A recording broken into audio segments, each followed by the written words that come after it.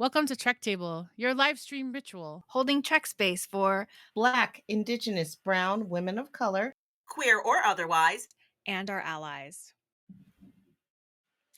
Hi, I'm your host, Dayla, and today I'm holding Trek space for empaths like Dr. Culber who are trying to do their best for caring for all of the people that they love while still caring for themselves. And I am your co-host, Claudia, and today I am holding Trek space for complexity. Hi, I'm your co-host Maya, and I'm holding Trek space for all those just trying to make it through the end of a year on a calendar that was made by humans. Hi, I'm your co-host Maiamama, and I'm holding Trek space for making amends. Yeah, so I'm going to say welcome to everybody to the Trek table. Thank you all for being here. Thank you, co-hosts, for joining us. We want to start by acknowledging that our teams for the Trek table are on the unceded lands of the Tongva, the Chumash, the Quiche, the Ohlone, the Puyallup, Pawtucket, and Massachusetts people. We are grateful to the Indigenous stewards of these lands, the ancestors who've come before, those who are here now, and those who have yet to come. We invite our viewers and our listeners to discover whose land are you on, and that you begin your process by acknowledging that as well. So let's everybody go ahead and think about this land, think about these stewards, and go ahead and take a breath in through your nose and out through your mouth.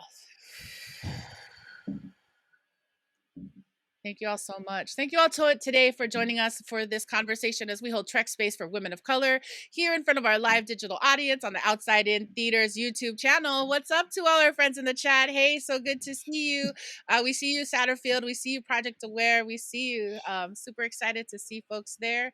And we want to say thanks to all of our friends who are also listening on our podcast as well. Our opening track is titled Chicana Skies by the band Quetzal off their album Quetzal. You'll be hearing several tracks by Quetzal throughout this episode of Trek Table.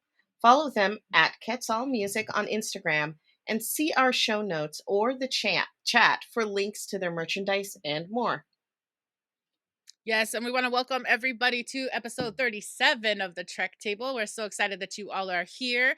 Thanks so much for showing up for this conversation with women of color. We are assembled today to discuss this Star Trek Discovery Season 4, Episode 5, The Examples. We want to welcome everybody back. Super happy to see all of our co-hosts. Welcome to our friends in the chat.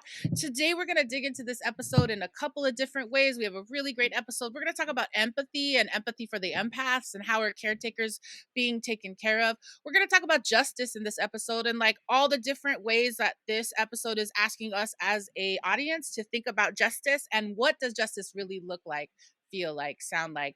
And lastly, we're also thinking about science. Did Stamets get a little bit too much? Is there literally a moment where we need to stop people in an experiment so that lives are saved, right? So lots of chunky questions today.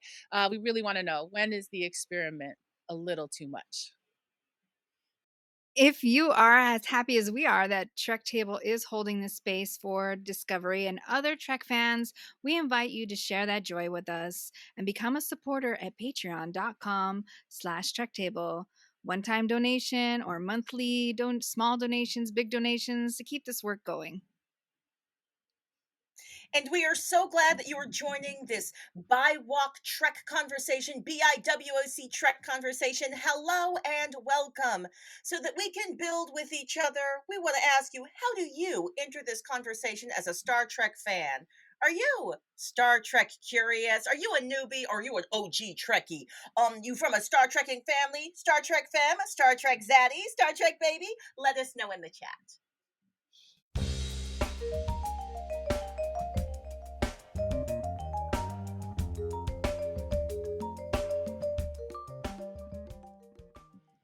Yes, and we want to welcome everybody back to today's episode of the Trek Table number 37. We're going to talk about Star Trek Discovery Season 4, Episode 5, The Examples. And we're going to jump into this show a couple of different ways like we like to do here at the Trek Table. Claudia's here with some Trek Table questions. We're going to play our new version of Popcorn Recap. We did well last week. Let's see how it goes this week. Maiamama's got Discovery Design. We're going to braid it all together with thematics. We've got some Star Trek shenanigans today, signal boosts, and final thoughts. And of course, we're always going to share gratitude. So we just want to say we're so excited that folks are here as part of our ritual. We like to practice and see who's in the room with us. Who are we talking to? So we're going to go around really quick. We're going to just check in and see who's at the table. I'm going to ask folks to share your name, your pronoun, your visual description, any access check-in.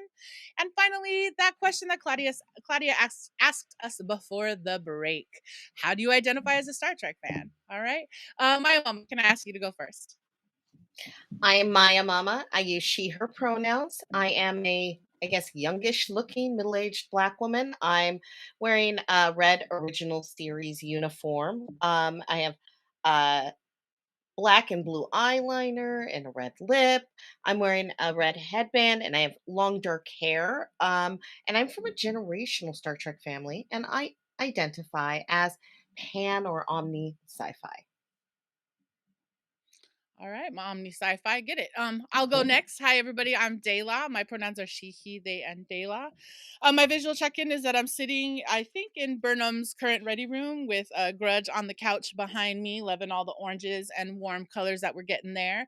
My access check-in is that my niece still doing funky things, so I set up in a different part of my space today. We'll see how it goes. Super excited about that. And just to say that I am definitely poly sci-fi, love all the things. Can't wait to talk about Farscape soon with somebody. I need to rewatch that moment. But really, in my poly sci-fi-ness, I am disco. What is it? Disco centered. Disco is in my orbit. Star Trek Discovery is my science fiction show of choice right now, and it is my primary relationship. So I will say that. Claudia, can I have you check in next? Hey, hello. This is Claudia. Pronouns they, their. You can also use she, hers. Visual description: African American woman with a big old afro, wearing a red Star Trek shirt, and I've got the little red. I've got a Star Trek pin on today, and I'm rocking purple biking gloves, and I've got a big old afro, and I'm sitting in front of a it looks like I'm on the bridge of the original Star Trek. I'm access check-in. I've got allergies, so you might see me with a little tissue where I dab my eye or my nose because of my allergies. And I'm disabled, so sometimes my muscles want to move dramatically, or sometimes I pull a face because I'm having a pain flare. Generally, I'm not pulling a face because I'm mad at you. I'm pulling my face because my body's mad at itself. Other than that, all of my access needs are met. And I am a generational Star Trek person. I come from a trekking family, but I consider myself poly. I would say in poly sci-fi and fantasy because I've been watching The Witcher so hard. I'm not sure what happened because I thought I wasn't into it so hard, but like turns out I am. Hi, I'm Maya. I use she, her, hers pronouns. I am a Latinx Guatemalan mestiza. My hair is very magenta, extra magenta today. Wearing purple lipstick, and since I've heard a little mention of the emerald chain, I decided to try some green eyeshadow today. I just got my booster, so I'm excited about science, and but it's making me feel a little tired. And I'm wearing a Picard, a sort of holiday T-shirt that looks like an ugly sweater, maybe, and it says Picard from the Next Generation with his arms folded, and it says "Make it snow." I don't know if that sounds like him at all. I think it's kind of sounds more like Excellent. I identify these days as kind of like Poe, the reluctant queen of a planet, with a dash of courier trek, working, trying to figure out whether I want to work inside or outside the system to make a better day. Thank you so much, Maya. Thank you, Maiamama and Claudia, also for checking in. So the last little bit of business that we do here at the Trek Table before we actually jump into these conversations is we just want to review what our Trek Table agreements are. All right. So we want to welcome all who enter, whether you're a newbie or raised in a Star Trekking family or a generational Trek family. Welcome. We want to build this space together. Whether you use Trek Table as your nerdy exploration or as a part of your self-care ritual, Trek Table is a weekly space to put down the world for a second and come into Trek space. This is a space for Black, Brown, Indigenous women of color to be a fan, a geek, a nerd, and explore the vastness of the Star Trek multiverse. Yes, and the Trek table is also a place for our allies to come, engage, and explore as well. It's an opportunity for allies to hold space and focus on insights, perspectives, and experiences that you or we may not be familiar with. And now that we are all here, we remind you that we seek to build an environment of mutual respect and listening. We understand that we'll disagree, and that's actually part of the fun, but there's enough violence and hate out there in the world. Let's keep our phasers on stun. Mm. All right, so let us breathe in all of those agreements and go ahead and take a breath in through your nose and out through your mouth. Woo! Well, this brings us to our first Trek Table question, which is posed to our Trek Table assembled here and to those participating in the Outside In YouTube channel chat. First question: pea and mashed potatoes as a DMA? That's a terrible metaphor. What you doing? Is the universe on a table? Like, what's up with the star? So, could you come up with a better metaphor? Would you suggest some better metaphors for the DMA in the chat, please?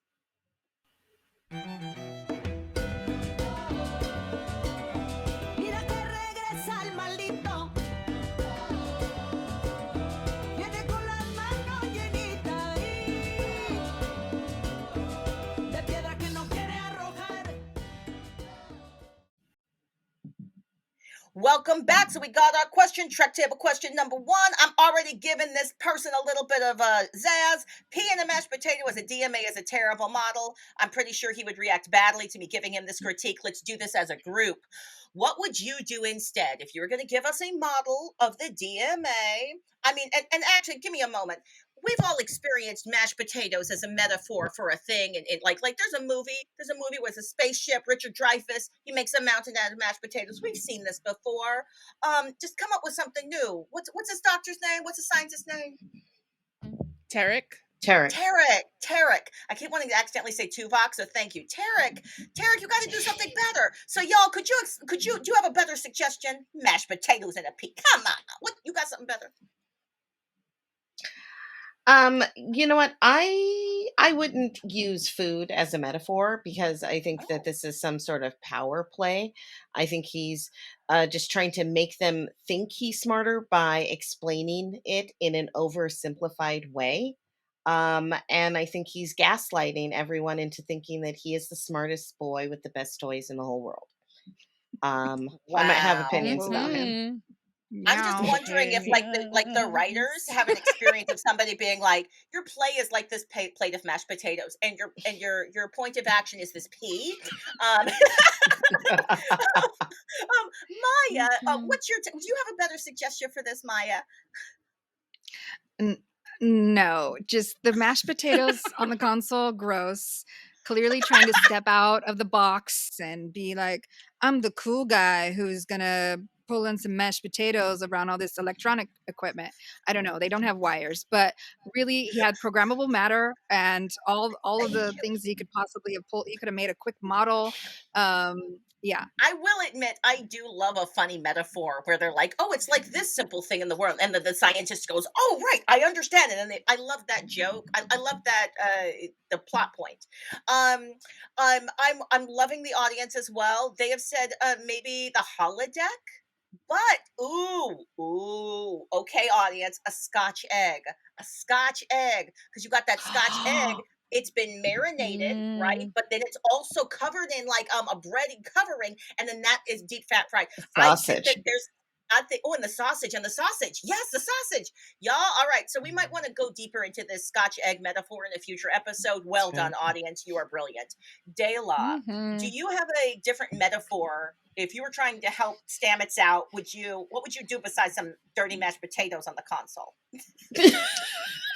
I would ask the computer to generate a rubber band circa 1999. That's like a giant, maybe an 8-inch rubber band that you would use to push your balloon and make it bounce on your hand. So I would use the giant rubber band.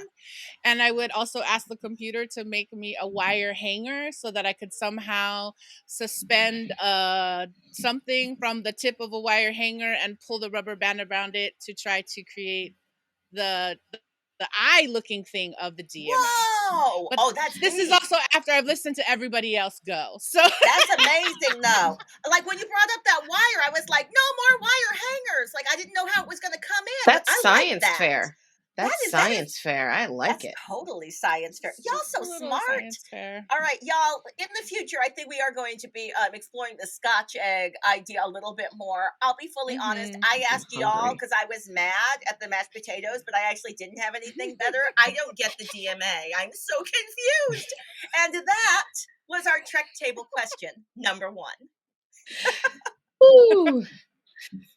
Trekdom is proud to be a part of the digital theater platform at Outside In Theater. Like and subscribe to the Outside In YouTube channel for our weekly live digital recordings. Listening on the podcast, check out youtube.com/Outside In Theater.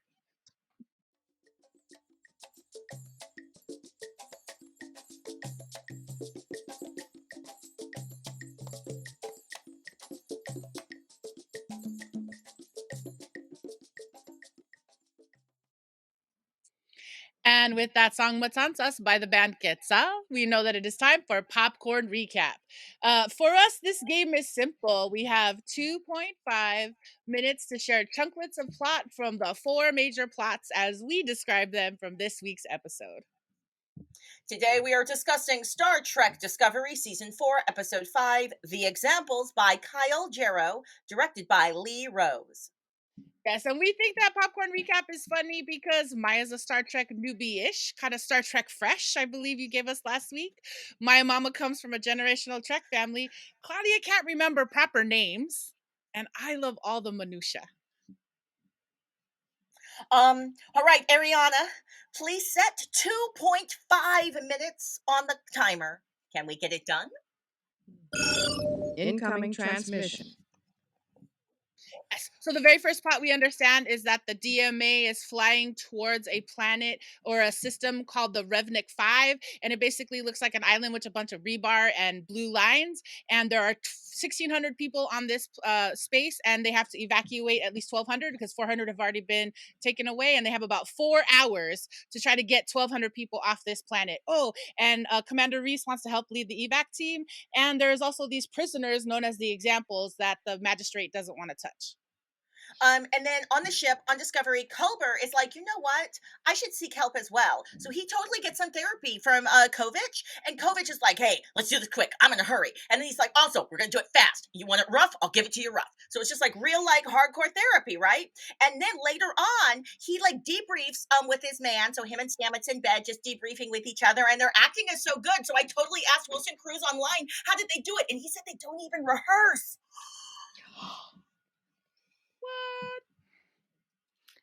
And then Burnham and Book, Book needs to feel useful. He's still not a part of the Federation. He's just, Federation boo. So he needs to feel useful solving problems after losing his home planet.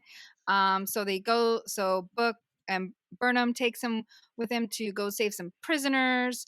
And they're sort of negotiating the relationship. He needs they have a disagreement about how to handle some things. Some of it's funny, some of it's cute, some of it's like, oh wow, remember how you did this? And I had to pick out spaghetti in my brains and my braids, not my brains. That's what I got. And so then we have the edgelord, gaslighter, kind of racist Tarek, who's like, I'm going to teach you guys science. Looks like I found my new enemy for the season. And so then we got this nerd, cool guy, CW teen drama style dynamic between Stamets and Tarek. They're like really pushing over the edge, and it's not going good. They call Reno grumpy for telling the truth, which is not okay. And I don't think Saru is going to tolerate being manipulated. He's like, no. And I really, really dug that. And they were building this model, and the model almost blew up the ship.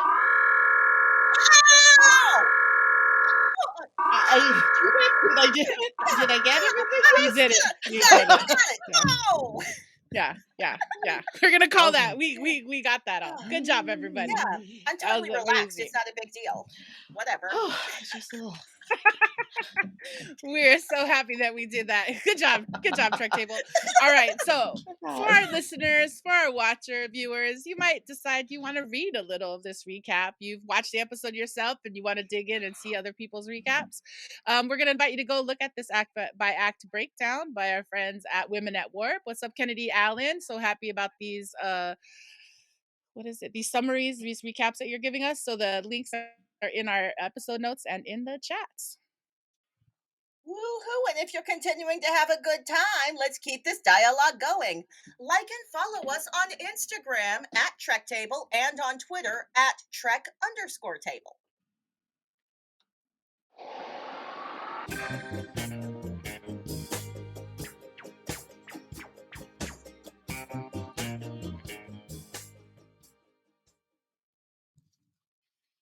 Welcome to Discovery Design. We've seen some beautiful and amazing design elements in this episode of Disco, and Maiamama needs to dish about what you and the ensemble panel think about them. So let's dish. Dela, I would love to start with you on this asteroid planet. We see lots of beautiful warm colors, the rocky terrain. What spoke to you? I realize I said it a little bit in recap, but yeah, it looks like an island, and the blue kind of force field shields look a little bit like rebar from far away. So it felt like very like reclaimed yeah. colony of destroyed things that got pulled together and seemed to be like an island chain or a archipelago of sorts. So I would say I would describe Revnik 5 as a desert archipelago in space with a lot of tech. Ooh, that's nice. That's beautiful. Well, you are Thank you. a lover of minutia. And I Yeah. know that you noticed that star map, and Claudia, you did too. We had a star map of the new Federation, right? I could jump in here really quick. I was really sad CBS and Paramount did not release images of this map. I know it's a lot of visual effects, but super awesome. I also am just curious how many other Trekkie nerds are like, I wanted to pause it. I think Claudia, you and I talked about like I paused it because I wanted to count all the planets. I wanted to see who was in the Federation and to understand Starbase 1 to Starbase 2. I don't know, Claudia, if you had similar. Well, I'm just thinking I would 100% have that as a poster on my wall, like the entire universe with all the names. And I 100% paused Mhm. it and then put my face really close to the screen, like that was going to make it more legible to me because I wanted to see the names of planets. I love that. Just put your face close, and that'll make all the pixels make sense. That just makes everything work. Well, thank you so much, Dela. Now, Claudia, I'm going to move to you. Did you observe anything interesting about those bugs? Perhaps how the carapace looked, or those click, click, click, click, click, click, click sounds? Ooh, yeah, they were so creepy. And what I love is that they were like they weren't actual bugs. They weren't real bugs. They were like machines, and that's why Book couldn't like vibe with them. And then like it's just like, oh, scary bugs, scary bugs. But then they turn into these like flying frisbees of death. They're like, "Ugh," like saws. That was cool. I love that. Can I say if there is a video game for this episode, I definitely feel like there has to be two. It's a 2-player game. There's the shooter that is the book Yeah, and the character, person and then who's there's doing Michael the was doing. decoder. Yes, that is Burnham. So I would love that 2-player game in the future. Oh yes, absolutely. And now Claudia, did you notice how the DMA looked just a little different? It looked different in this episode than we'd seen it before. Well, I've been thinking of it as like that, like it seems more scary than the Death Star. Like it seems like it's this hardcore thing, but I've been having trouble like imagining how big or how small it is. And in this episode, it seemed like it was on fire. Did anyone else notice this? It seemed like it was on fire. Well, the color Yes. changed, didn't it? From it was from to blue. It was a lot bluer. Very But it also looked like a curious. star at one point, right? Like I don't Yeah. remember when Yes. the DMA went to Quajon. It looked more like that rubber band. That's where I got the rubber band images. It felt like this weird rubber band that then just got fatter as it absorbed the planet or it pushed, So that's what I was confused about is now we're seeing the DMA act like a star almost. And that was where I was curious about. Maybe it's changing its form now that it's absorbing more and more matter, or Mm, something. We don't know mhm. what's going to And happen. I might be dumb. I just said planet eater like that's a thing. Like it's There actually is eating a planet planet. eater. There was an actual planet eater in the original series. Oh, all right. So I was Mm. coming Yeah, from Commodore Star ran his Trek. ship Okay. into it. Remember? Oh, it. We'll go over it another time. It's all good. Well, thank you, Claudia. I appreciate your input. Maya, did you have any favorite design elements from this episode? Something that just spoke to you? I don't know if it was actually a favorite, but I was just thinking about the prisoners, the location of the prisoners, and this. There was kind of like a circular or maybe like hexagonal, and lots of, you know, chains and their little bunks, and it was all open. So I thought, it was almost like a warehouse, but also, they were being watched maybe from above. It gave me very Foucault panopticon kind of vibes, like of always being watched but not really sure whether who's doing the watching. I like that. Yeah, it was kind of a disturbing space for to be confined in, just to know that just the complete lack of privacy too. Um, that's really that's really well said. Thank you so much, Maya. And that is Disco Discovery or Awesome. Discovery I like Design. I don't know what I'm saying. I like Disco Discovery. That's what's up. We also want to give shouts out to our friends in the chat. Curiosity Paradox is not convinced that the DMA was created out of malice as a weapon. So all these things. All Ooh. right, but so many Ooh. things to talk about. We do want to take a quick second and give a shout out to all of our podcast subscribers and listeners. If you're watching, you can find us on Apple, Google, Libsyn, Spotify, wherever you find your podcast. Please don't forget to like and subscribe for all of our podcasts. And as we head into our next musical break, I'd like to share with you Trek Table question number 2. Would you have forced the prisoner to break his penance, or would you respect his choice, like Burnham did?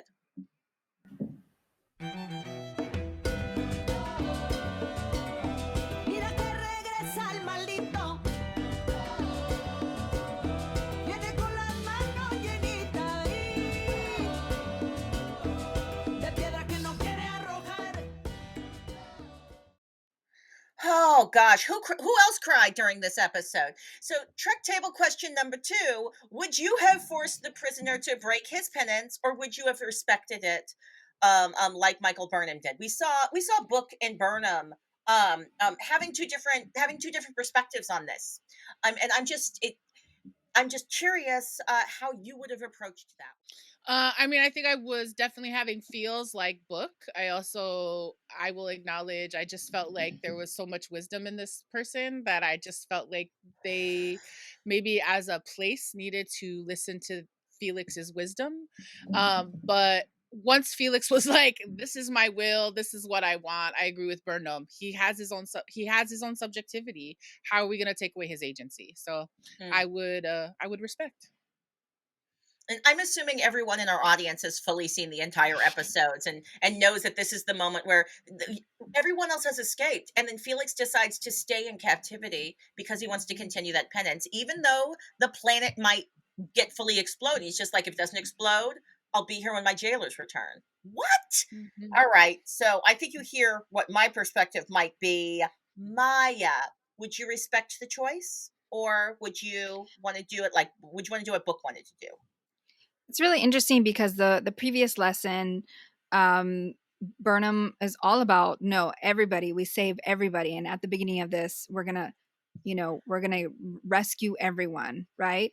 But I think it's this moment where maybe she's learned from the Kobayashi Maru, or she's also, Mm. has also made mention in other moments of respecting different ways of being, so so I think it's really hard for Book to leave anybody behind, because it's he what he's lost. But I would absolutely respect his empowered decision. And he has no trust that the Federation will treat them any better than their jailers, right? So he says that very clearly, and I think that that's the other thing, is that they weren't even going to they were going to leave them all behind, and he has his own thoughts about what he deserves because of what he did. And I don't know. I mean, I believe in like life, for forever, that nobody should be left to die, but also empowered choices. And they had to make that choice within that short period of time. Well, I feel like the audience is with you. We've got Curiosity Paradox echoing Delaw's comment about he has his own subjectivity. We've got Satterfield saying he tried to convince him, but you have to respect his choice. He tried to convince him, but like after that, Maiamama, what would be your take? Well, for me, this is about respecting his bodily autonomy and personal agency, and this isn't really about justice or penance. This was not her choice. This was no one's choice but him. And it would be a complete breach of the prime directive to force your own choices. And that's horrible. And it's heartbreaking. And it's not an easy choice. But it was never ever her choice to take him.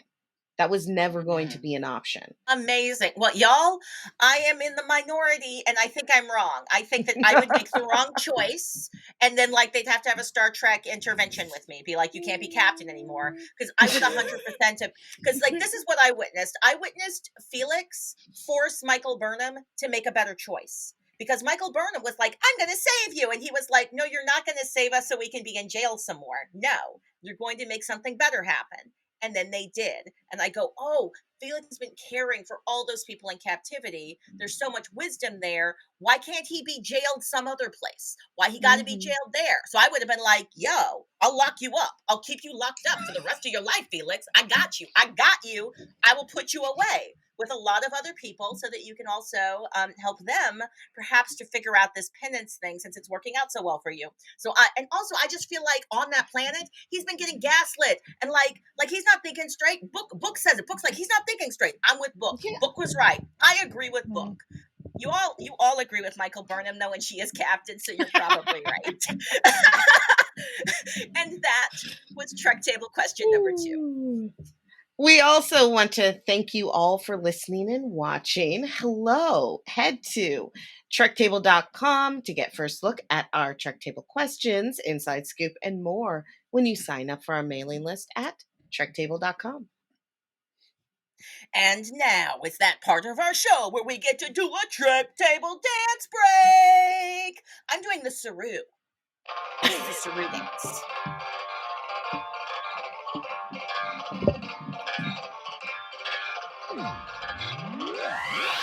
Should the moon will search, we feel and manifest. Slide from uncertainty and logic to intent. Interminable imaginaries guided by ancestor strength. Abide by no one's governance.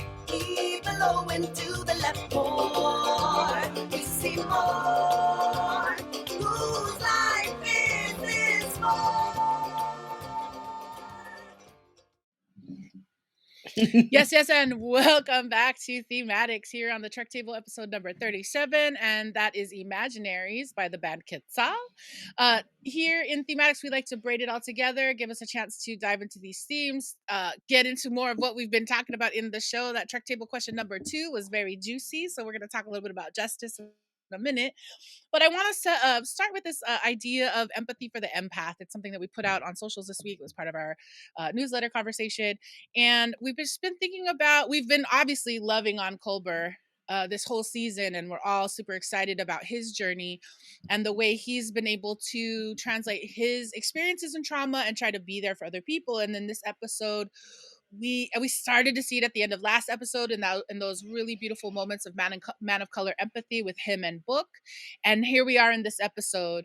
He literally reached out to Kovich and is like, I need 10 minutes. I need to talk about it. And then when Kovich appears, he's like, no, I can't. I don't want to. So we get this interesting moment of empathy for the empath, how to help support self-care for the caretaker. And I just want to invite the table to kind of reflect on this journey for Colbert, also even Book, who's trying to, as an empath, take care of himself and figure it out. Maiamama, can I invite you to go first? Thoughts on this topic? Well, I mean, I've been there as a caregiver, and I think this is a really difficult lesson to learn, because when there's work, when you see work in front of you, it's hard to say, not right now, that I need to go take a nap or I need to go spend time with my family. But compassion fatigue is real and can do a lot of damage. But he's he's slow to learn, but he is learning, I think, a little bit more. He's seen the working a lot through his husband. He's seen ways that he can problem solve between the two of them about spending time and taking breaks together, and I think that that's really great. Thank you. Claudia, your thoughts? Well, this just brought to mind all of the doctors right now and all the nurses and all the folks working in the healthcare system. I feel like they were already exhausted and burnt out before the pandemic. And now I'm just thinking a lot about them and who cares for the caretakers. Thank you. Maia, your thoughts about this topic? Yeah, I mean, I think previously it was Culber, trying to get Stamets to kind of reel in his kind of workaholic nature. But now I think that Culber has a little bit of survivor's guilt, from his own experience, and as well as, so he's kind of become a little bit more of a workaholic. He's doing stuff and he's trying to keep working and using work as like a crutch. I think also, yeah, I mean, you kind of want to, if you're having a lot of turmoil inside and in such a stressful situation, and you're seeing people struggling, and you're someone who can help, and you can feel helpful. It feels so good to be helpful, whether or not it's good for you or good for the other people. It's always good for other people if you are also taken care of, that you also are kind of recharging, right? You can be usually more helpful. But I think about that a lot. We're in a time where if we're seeing people struggling, you want to help them out. You want to do as much as you can. And then if you're not paying attention to, your own food, care, and watering, you are the inside, the inner turmoil. I mean, I suppose maybe you sleep really well by exhausting yourself, and then you get up and kind of do it again. So yeah, it's hard to watch, and I see I love the how they are exploring this in this character.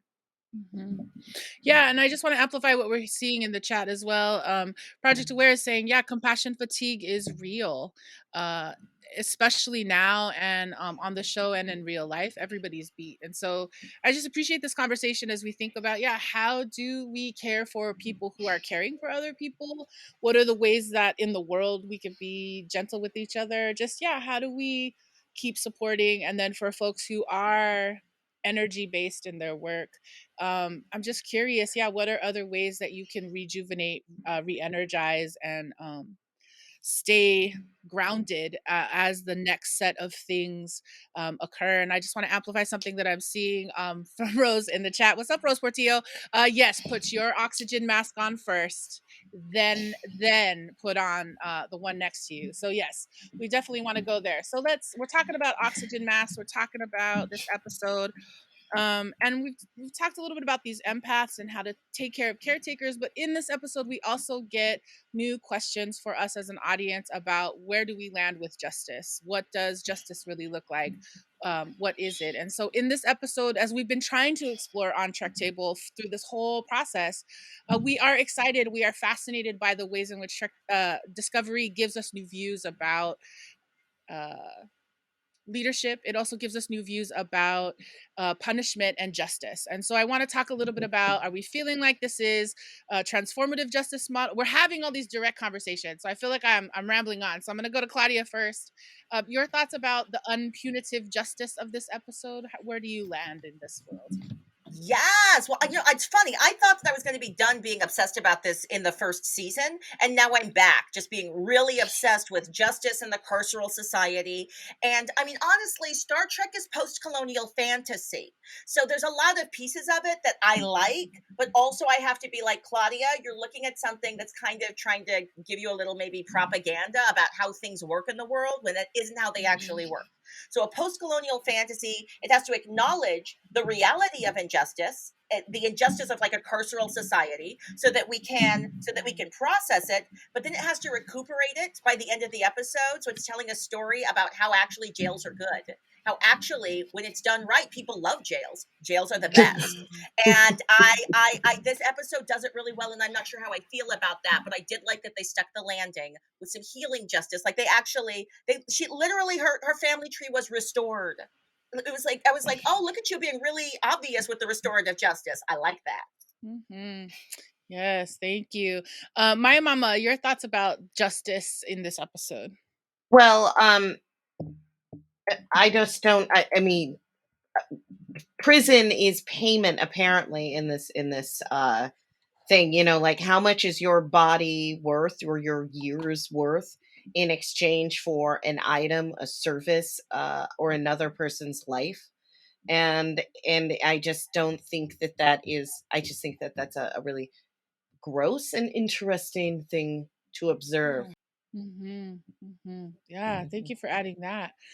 Maia, your thoughts about justice in this episode? It seemed like from our perspectives and with the prisoners themselves sort of explained what they were even there for, they were small things. And I don't know whether they're big or small things. I just don't ever believe that prison is going to reform or rehab or really solve the issues in the first place of why people either do harm or steal an item or whatever, right? There's something else behind that. And so, I think that it was really interesting, just the powerful moments of these so-called prisoners themselves, their opinions being taken into account in this sort of crisis situation, and Burnham being within the system saying, "I'm going to advocate for you." Yeah, and I actually, you're right in where I'm thinking is just like this episode is such a powerful example of like what happens after revolution, and they're literally going from the Emerald Chain used to run their colony to, okay, now we're being our own autonomous. The Supreme Magistrate is very clear that he's the autonomous leader of this rock. But I just want to say that yeah, there's something to me too about this idea of like, for those of us who are engaged in liberation practice, how do we continue to make sure that the liberation work doesn't replicate the same harm, the same challenge, the same horribleness that we were trying to fight in the first place in getting to the liberation work? So I know that's super Absolutely. chunky, and I know we could, as a table, the four of us I know could go off on that. And I know there are people in this chat like Tien and Rose and folks like that who could also add to this conversation. So I think we're going to have some more conversation in this season. I don't know what's coming, but just guessing. I want to transition to this third topic. We've spent some time in thematics today. And this third topic, I think I agree with something I heard someone say earlier today, which is I think that Tarek is the big baddie of the end of this season, or he seems to be set up for something. So I'm curious how we felt watching Stamets get caught up in the science again. I felt like we saw old Stamets. I felt like he like found that drug that is, I want to discover a thing, and Tarek was just kind of egging him on. So I'm curious about, yeah, does he take it too far? Also, then we have that moment with Tarek at the end. We're seeing visually on the screen. Tarek's at this bar with Book. It can never be good. He's got rice and whiskey. It's not even synthahol. So there's a lot to talk about here as well. Maia, I'm going to invite you to go first this time. Your thoughts on this topic and the science of it all and all the things. Yeah, he seems very specific who he's talking to and how he talks to them. And so he's appealing to each one. Whereas, like, Tig on the side is like, yeah, no, I don't, you can't talk to me like that. But or Saru is kind of like trying to be, you know, sensitive and supportive, but also no way. But Stamets, he latches onto. He's manipulative. He's pushy. He knows exactly what to say. And then also with Book, he seems. You know, Book seems to see through him, but also somewhat identify with him, and especially as he sees the branding on the back of his neck, I think he seemed to have like a moment of identifying with him as being, you know, kind of wanting, I don't know, like some sort of justice, some sort of revenge, something's happening there where, you know, he's wants to use the science for, you know, he wants to be the one, and he's latched on to the, like, at least two people so far, to kind of get, you know, the information that he wants. Thanks for those Mm. insights. Claudia, your thoughts about this topic?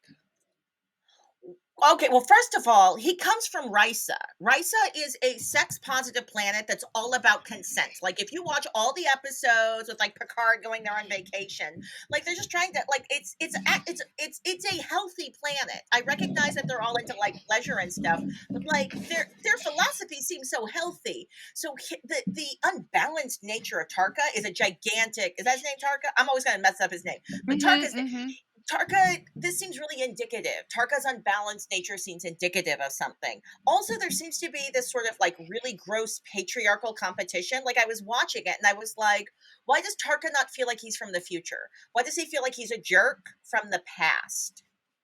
And I'm like, oh, it's because you're giving me I'm trying to be the best scientist for no good reason. I'm trying to win at something where it's like, who are you competing against? What are you trying to win? Why are you willing to blow up a ship to win?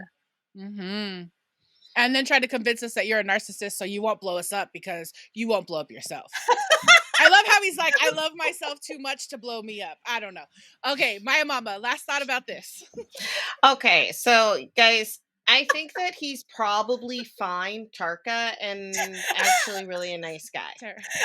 I'm just kidding. He's trash. But I think about the temptation, the hedonism of a Ryzen, and the way that they're, you know, the way that the Ryzen people are good at tempting people.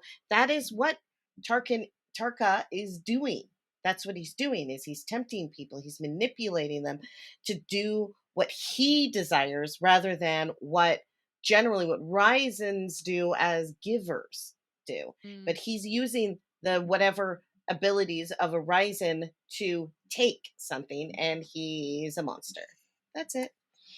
So I'm sure to all our friends in the chat, like, there is so much we could be talking about. I see some snaps in the chat. I see some agreements.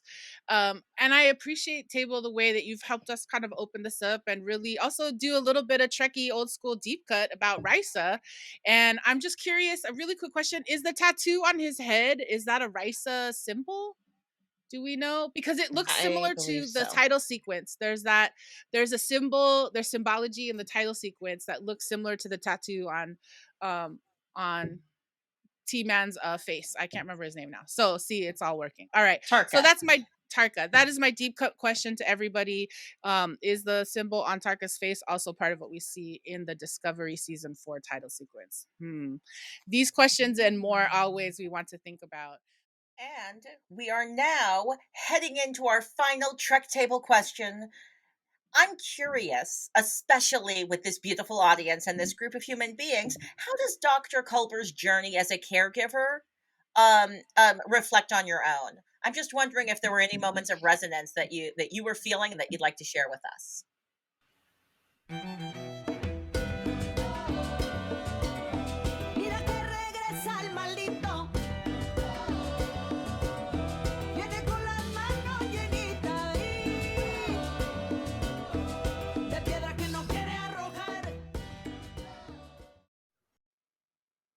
Welcome back to Trek Table question number 3. And can I be real? I rarely feel like a Star Trek character truly embodies a story that I can fully relate to. And Discovery has so many moments where I'm like, how are you? Why are you talking about my life? How did you put my life in the future? So I'm wondering if that's similar for anybody else. How is Dr. Culper's journey as a caregiver at all like your own? Let me start with you, Maiamama. Well, I guess like I said earlier, it's hard to say no when someone needs you. I worry for him because I did get compassion fatigue, and it was difficult and it's hard to get over. But I believe that, there are ways to avoid it, especially in the future. So I am looking forward to the avoidance of it, or even just that the helpful healing. Maya, again, I know so much about you. Also, I know that you are caregivers in so many shapes and ways, like caregiving in your artist practice, caregiving in your educational practice, caregiving in your personal life. So I'm just wondering, how did Dr. Culper's journey as a caregiver feel like your own? Yeah, thanks for asking this triggering question. But I am someone who has struggled in certain areas of my own life, or has grown up knowing about, people migrating under terrible conditions and civil wars. And I've known about that kind of stuff as a kid. And so I'm very much super sensitive. And my parents are people who are community organizers. And, we had people living in my home when they didn't have places to stay. And so I grew up watching that. I've always wanted to be able to help other people in that way, and I've really had to figure out a balance. Sometimes I've had to go the opposite extreme, where I have to put up all the boundaries because I don't actually have the same thing to be able to give. Like, you can't give from an empty well, right? But so I always fantasize about being able to have a big old house and to help everybody, feed everybody. That's always been a dream. But as an educator, man, like, I've had homeless students this semester. I've had everything, students who've been ill. So I'm at the same point as Culber, who's like, I feel better doing for other people because it's easier to help and jump in when you're like, look, this is easier for me because it's not my thing necessarily, but it's not always easy to just fix the things for your own self. You just want to rest and eat some chocolate at the end of the day. So Yes. or snuggle up with your boo. Seriously, Troy would agree that eating some chocolate is the best thing to do. And just thank you for saying like 4 things where I was like, that was really true. I'm going to rewatch and then take some notes and just meditate on my life. I'm always doing this thing where I'm like, self-care is fine, but community care is actually the point. Like, everybody's like, self-care. And I'm like, that idea was immediately commodified. And yes, nap ministry. You need to resist laboring all the time. But like, and you should focus on yourself and like pay attention to your body. But also, this is the place where I feel resonance with Dr. Culper. He's able to give his best because he's surrounded by a team that can like let him know. Like, Book asks him, do you need help, in their session? And that's part of what Dr. Culper's like, whoa, I almost answered that question and went into a different journey, and that would have been good for Book. But now I know that I should talk to Kovac. Okay. So yeah, I feel like I feel like you need community care. You need a ship to do it right. Dayla, did Dr. Culper's journey have any resonance with yours? None whatsoever. No, I'm just kidding. None. I mean, I will say I have not physically died, but I think there is something about having your own kind of moment where the thing you love and care about shifts happen in your life. I'm thinking about a job I had coming into the pandemic that I lost in the middle of the pandemic, and the way almost I felt like a part of me died, right? And the way in which we've already been talking about how much loss people are dealing with, right? All these moments where it is about we are having to absorb and deal with so many things. And so, yeah, I think the thing that resonated the most about Colbert that I also felt like I'm curious about exploring is this question of Colbert says to Kovich, I'm lying to whoever sits in the chair across from me that I'm okay. And what I want to say to Colbert is, are you lying, or are you also just, can you learn how to not lie, but be in the truth about where you are, but still be able to offer somebody a reflection, or still be able to listen and hold space? Like, how do we not move towards solution? Is something that I'm really trying to figure out. And just, yeah, to say to people, I just really want to walk alongside you as you figure this out. And just seeing different folks I'm in community with are in different choice moments in their lives about these next steps of their journeys. And so I'm curious how to be a Colbert in that way. But also, like, we don't have to lie. We can tell the truth. And what I really hope is that Colbert and Stamets continue to model for us truth telling, deep radical honesty and truth telling in not just queer love situations, but community love situations, and just in self love. So that's how I would. And in leadership. Yes. Like I'm grateful to be reminded that those who care for others don't have to be perfect. Like, I think right now Colbert is getting it confused because Colbert thinks that he has to be just fully emotionally balanced to help other people through therapy. I'm like, I think it's okay for us, especially, I'm now talking about not Star Trek, I'm talking about this day and age. I think it's okay to be a little broken if the world is breaking us, and it's okay to heal out of that space. All right. Those are our Trek Table questions for this Trek Table episode of number 37. Yes, and up next, we are going to get into our newest segment, Star Trek Shenanigans. This is our Trek Table way of pointing out fun Easter eggs, spoilers, or those in-universes things that we as Trekkies might love, and things that we, especially as bi-walk Trekkers, might love. So we want to know, what did you see this week? This is Star Trek Shenanigans for Season 4, Episode 5, The Examples.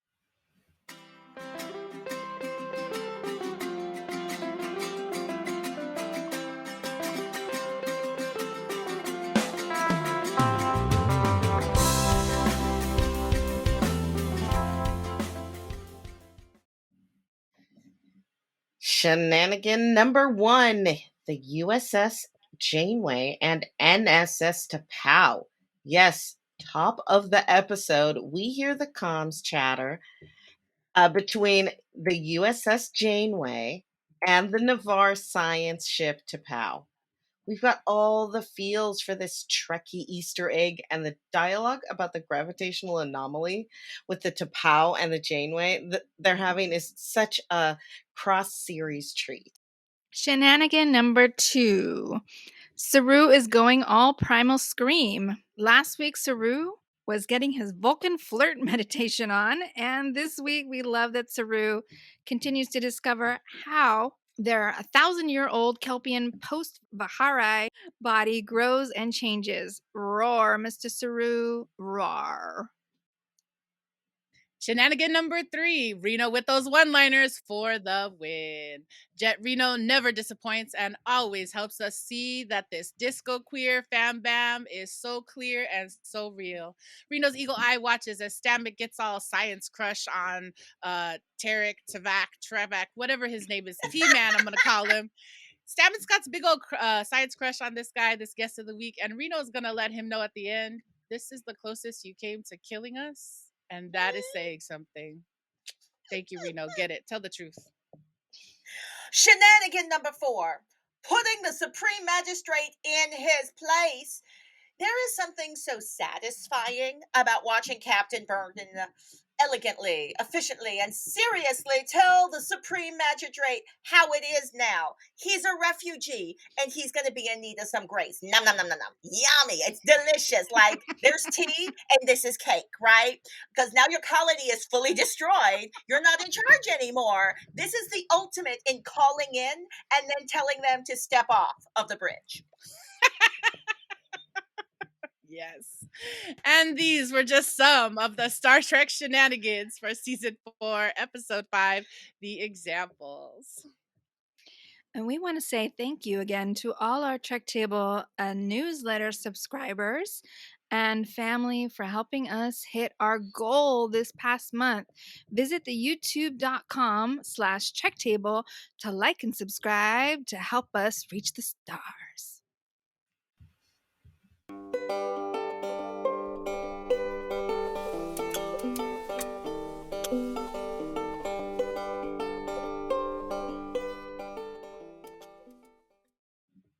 And we here at the Trek Table strive to hold space for Black, Indigenous, Brown women of color.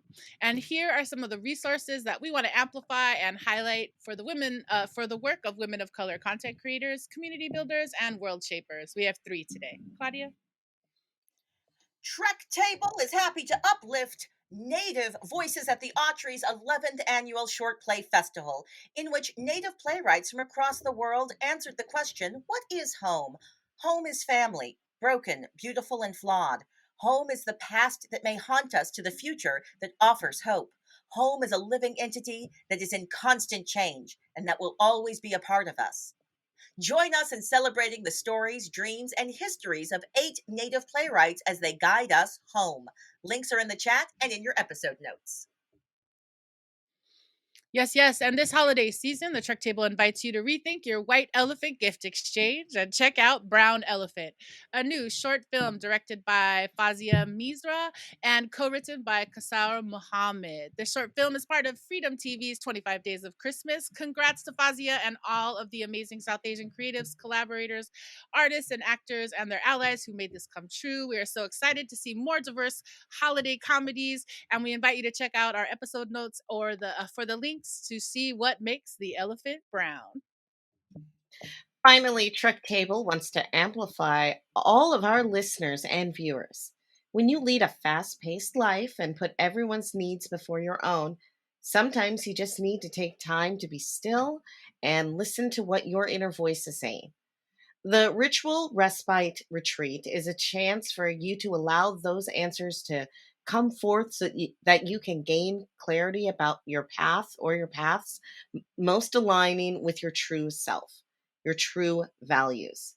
Join Jane Stickman for this 3-day live virtual experience, January 7th, 8th, and 9th, for professionals of color to reflect, recenter, and feel refreshed. Learn more at janestickman.com. Yes, Janet. I'm just going to say it's Janet. Oh, Janet. Stickman. Thank you. Also, it's Yes. freeform, not freedom. We are having a day. We are having freedom instead of freeform? Yes. Well, if you have if a woman of color content creator that you want us to amplify, we want to invite you to send us a DM at Trek Table on Instagram or at Trek_Table on Twitter. And those were our signal boosts for Trek Table episode number 37.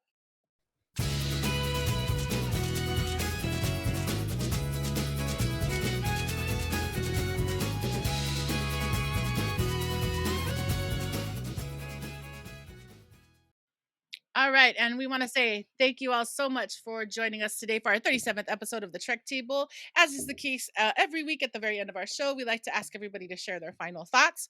We want to invite our friends in the chat. You all have been so amazing today. Thank you for the love that we got from folks from Rose and Project Aware and TN for some of that thematics conversation. We want to invite folks in the chat to check out with us what's your final thought of this episode. And as we invite that, I'm going to invite the table to go around and share theirs as well. I'm going to come to you first, Maya Chinchilla. Can I ask you to tell us your final thoughts for Star Trek Discovery Season 4, Episode 5, The Examples? So my final thoughts, I was paying attention to some of the language that was being used as well in this episode, especially around refugees versus prisoners, colonists, and especially the moment that the one who wanted to leave the prisoners behind, but where Burnham says, you're now a refugee seeking shelter and grace, right? So humbling him, and at the same time recognizing that a lot of the systems that are in place kind of get jumbled around when your home world, your homeland, your home country, your your city gets disrupted like that. And also the political nature of actually getting a designation of refugee versus migrant versus asylum seeker. Those are very political. That's very political language. We only allow people to be a refugee if we, I'm talking about the US, for example, if we designate that country, is something that we usually don't disagree with their politics. So we're like, oh yeah, they can be refugees here, because then that confirms our own politics. So I was holding space and thinking a lot about that, especially as the ongoing crises that we see, and who gets to be allowed in this country or other countries as refugees to seek shelter, and who has to fight for those designations or for those UN protections. Thank you. Maiamama, can I invite you to actually, I want to just take a breath really quick, Maya. Thank you so much for that deep and reflection. So let's go ahead and take a breath in. No, for real. I'm a Central American. Yeah. As my cup says, Central American unicorns, we've been through some shit. Yes. Yeah. So let's go ahead, everybody, and breathe.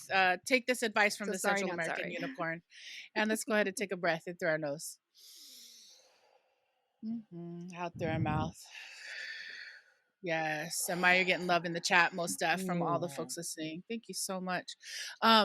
Maiamama, your final thoughts on this Star Trek episode, season 4, episode 5 of Discovery? It's strange. I had this is what I was thinking. I was thinking of in the last 4 seasons, 3 out of the 4 seasons, our main bad guy is sort of like a cis white male, and that is our enemy sort of thing. And so I'm wondering if that's what Tarek is going to be.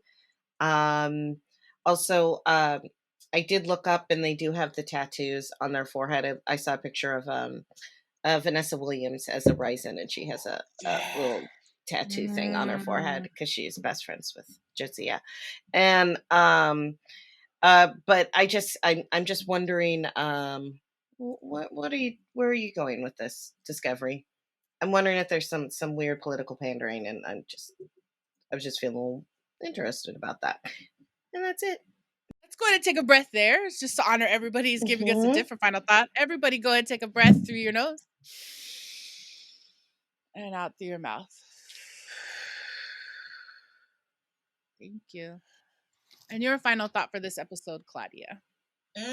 I'm kudos to whichever audience members were talking about how this DMA, like they've decided the DMA might have sentience. It might be an entity, and it's hurting and harming a lot of humans, but is it doing that on purpose? We see a lot of episodes of Star Trek that are about space entities or space things that are like animals. They're migrating. They're doing something that's just natural to them. So maybe it's an okay guy. But then also, do y'all remember Star Trek 5, the movie? Did you see Star Trek 5, the movie? It wasn't that good. I'm sorry. It was directed by Kirk. Yeah, I said it. William Shatner directed it, and I don't think he did a great job. I'm sorry. I have opinions. But in that movie, they had like a space god, right? It was Spock's brother. Spock's brother was like, did y'all know that Spock had a brother? He not only has a secret black sister, he also had a secret brother. And like Cybok was like, I'm gonna find this god. And I'm just wondering if there might be some tie-togethers. I'm curious. I feel like this might be like an evil space god, like in Star Trek 5. Okay. We're going to take a breath for evil space gods and opinions on directing of Star Trek movies. So I want to... we're holding multiplicity right now, and that's what I love about Star Trek Discovery. Let's go ahead and take this breath in. And exhale. Thank you. I will complete our final thoughts for this episode. I have 3-ish kind of thoughts. I just want to give shouts out in general. I appreciate, we're seeing in the chat, I think it's Project Aware, who was like, where were Detmer and Owosukun this episode? Yes, I actually was feeling like I was missing them, but I will say I was super excited to see Commander Reese get a moment. He got his own photo in the photo dumps, but just really excited to see them build stuff out around our crew, and not just some of our major players who were always our ensemble that we're always looking at. So yeah, I definitely want to give shouts out to Commander Reese. And I'm also wondering, where did Commander Bryce go? This is just maybe you can join us in the Discord and help me remember, where did he go? I mean, we have Lieutenant Christopher now, and that's great. But I'm like, where's Commander Bryce? So think about Reese and Bryce all the time. I also want to give shouts out to Zora. I feel like the most untalked about moment, which I feel like we will talk about in the future, is that Zora straight up has this conversation with Burnham in the turbo lift, and Burnham goes, "Oh, you have feelings now? Huh. You can do that complex calculation and tell me that you see my challenge between duty and compassion?" Okay. Lots of things to talk about. It could have and should have been a shenanigan, I think. But we're going to hold on. And if you haven't seen the very first short trek starring Aldous Hodge and Zora, we recommend that you go check out that short trek. All right. And my last thing, I just really want to say that I resonated in this episode with that character Felix, not only because he says, "How can you ask us to think that you are different if you treat us the same?" But just the way that his character was so clear about what his journey was, and it just again feels like another connection and nod to Indigenous communities and tribal communities that are trying to continue to hold on to things. It makes me think about, in this episode, about empathy and justice and science. It makes me wonder about this society and the Indigenous people of this society, and whether the magistrate also has a tree of his family. And then just last but not least, really great to see the actor Michael Greyeyes play this character Felix. Super compelling. And my last shenanigan is, I think there was a stand-in. Yeah, anyways, I won't even say that. All I want to say is this I'm at the end of this Trek Table episode feeling a little like I don't have words, because we've had such rigorous, amazing conversations today. So I want to say thank you to everyone. And I'm going to invite us to take a breath in at the end of my little final thought. Yeah. So go ahead and breathe that in and exhale. And those were our final thoughts on Star Trek Discovery Season 4, Episode 5, The Examples.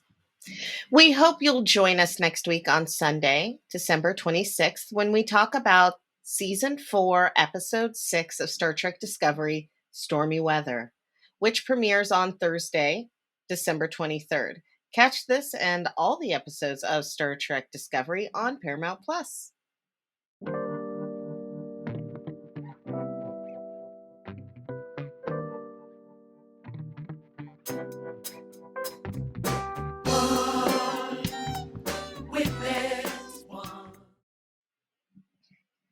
All right, we want to say thank you all for joining us today at the Trek Table. We want to invite you to get first looks at our Trek Table questions, inside scoops, and more when you sign up for our newsletter mailing list at trektable.com.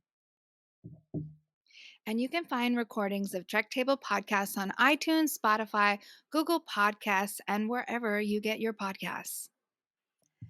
Like, and subscribe to this channel so you can get more Trek Table into all of your algorithms.